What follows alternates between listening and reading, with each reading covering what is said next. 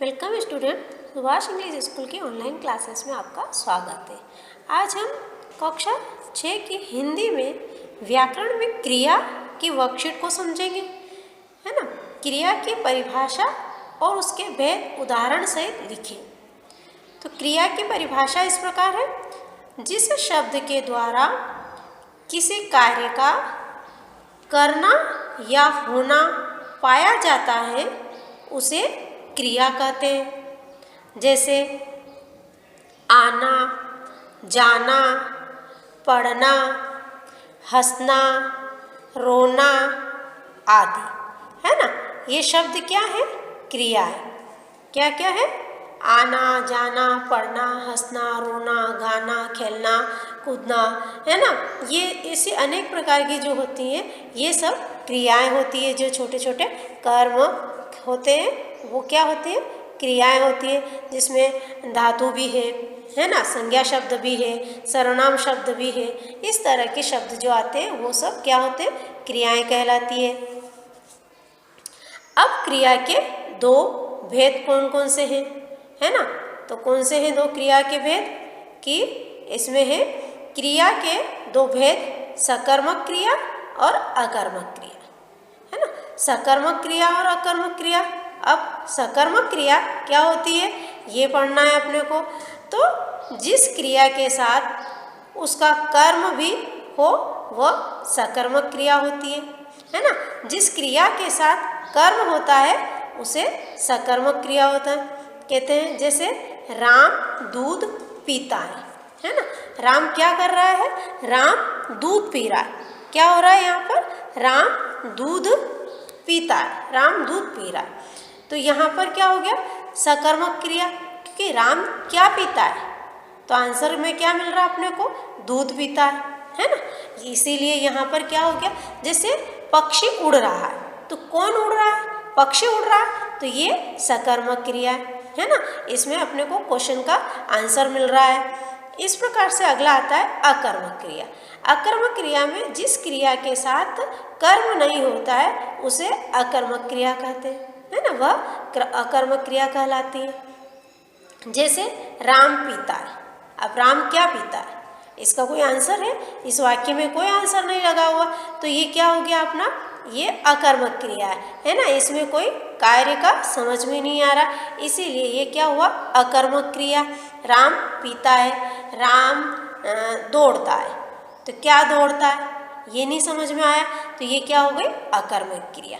अब क्रिया के अन्य भेद, है ना।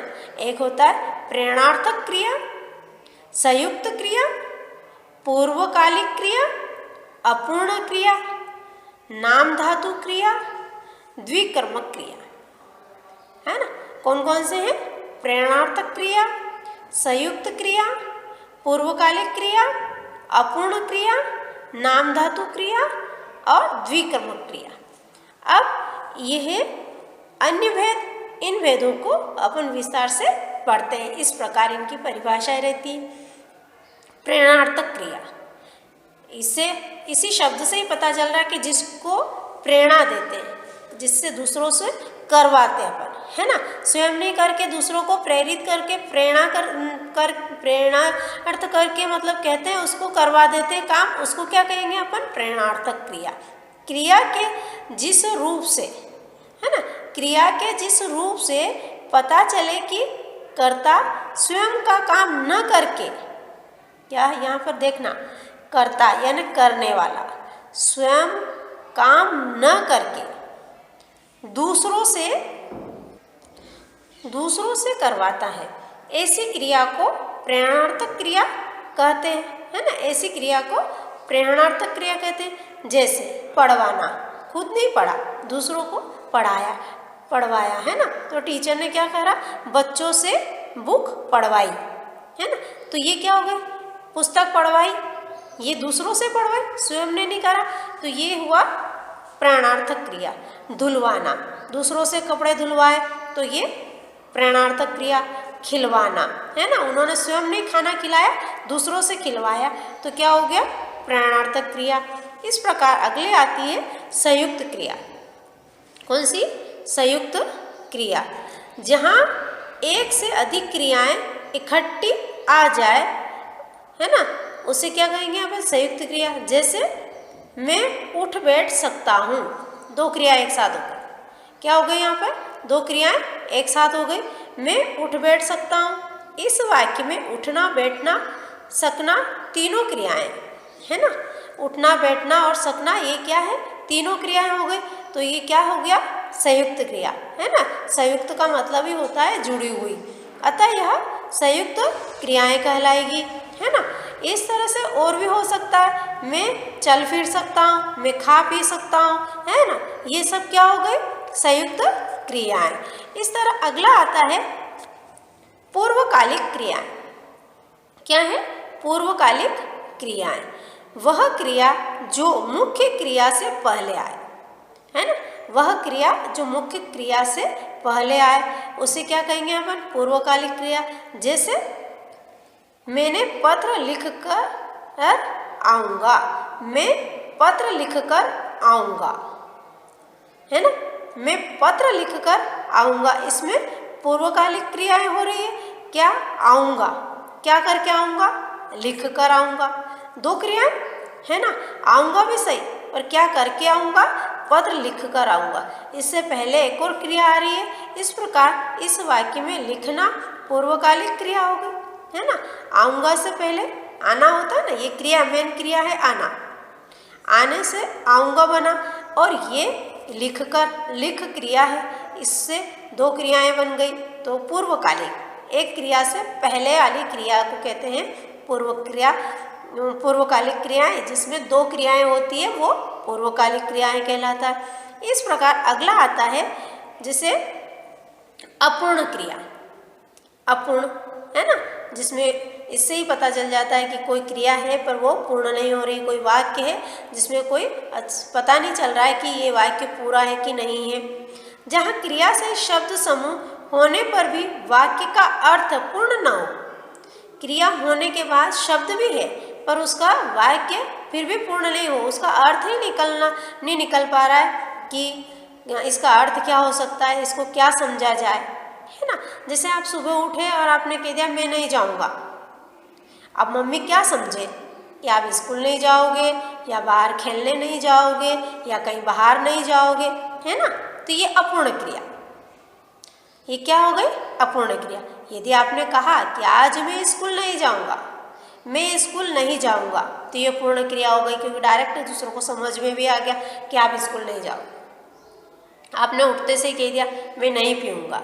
अब आप चाय नहीं पियोगे कि दूध नहीं पियोगे, है ना, कि आप पानी नहीं पियोगे, इसमें कोई पता नहीं चल रहा है। ये अपूर्ण क्रिया, ये इस प्रकार की अपूर्ण क्रिया होती है। तो जहाँ क्रिया से शब्द समूह होने पर भी वाक्य का अपूर्ण, है ना, वाक्य का अर्थ पूर्ण न हो, वाक्य का अर्थ पूर्ण न हो। जैसे मैंने आपको समझा, अब क्या समझा? अच्छा समझा या मूर्ख समझा, है ना, या विद्वान समझा, यहाँ कोई भी समझ में नहीं आ रहा। इस वाक्य का अर्थ पूर्ण नहीं है ना। ये क्या हो गया? अपूर्ण वाक्य, क्योंकि आपने क्या समझा ये नहीं समझ में आया कि आपने उसको किस लहजे में कहा है, किस तरह से उसको आपने कहा है कि मैं आपको समझा, है ना। तो ये क्या हो गया? आपका अपूर्ण क्रिया। अगला आता है नाम धातु क्रिया, है ना। इसमें है मूल धातुओं के अतिरिक्त अन्य शब्दों जैसे संज्ञा, सर्वनाम या विशेषण आदि में प्रत्यय लगाकर बनने वाली क्रियाएं नाम धातु क्रियाएं कहलाती है ना। नाम धातु यानी किसी शब्द के पीछे, किसी भी शब्द होता है जो मूल धातु जो क्रिया होती है उसके पीछे प्रत्यय लग जाता है।